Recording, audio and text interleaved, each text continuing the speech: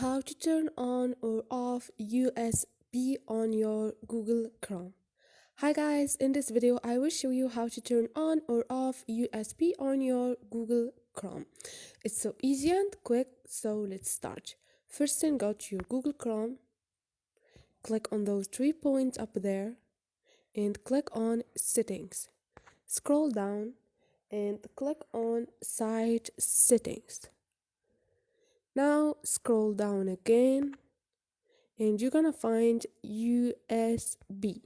Click on it, and here you can turn on to ask before allowing sites to connect to a device, and you can turn on to block sites from connecting to devices, and you choose whatever you want.